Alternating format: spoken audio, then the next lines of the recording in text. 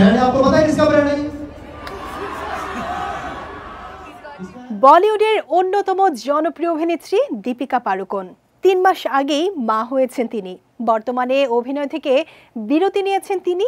মেয়েকে রেখে ঘরের বাইরে বের হন না প্রায়। তবে এবার ৩ মাসের মেয়েকে রেখে কনসার্টে হাজির হন দীপিকা।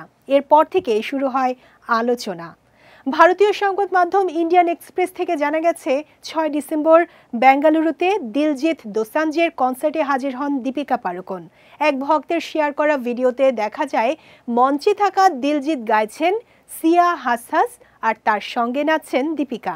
পাঞ্জাবি শিল্পীর গানের সঙ্গে দীপিকার নাচ এই মুহূর্তে সামাজিক যোগাযোগ মাধ্যমে ভাইরাল।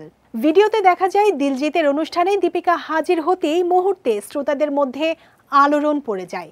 বিভিন্ন ভিডিওতে দীপিকাকে কখনো মঞ্চের পেছনে, কখনো শ্রোতাদের মধ্যেও নাচতে দেখা যায়।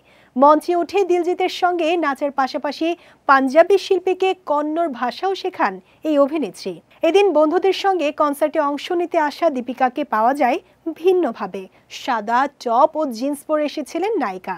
মেয়ের জন্মের পর এভাবে এত মানুষের মধ্যে দীপিকা প্রথমবার হাজির হলেন, তাই অভিনেত্রীর লুক নিয়েও চলছে আলোচনা। চলতি বছরের ৮ সেপ্টেম্বর মেয়ের মা বাবা হন রণবীর দীপিকা। বলিউডের এই পাওয়ার কাপলের একমাত্র মেয়ের নাম দুয়া পাড়ুকোন সিং।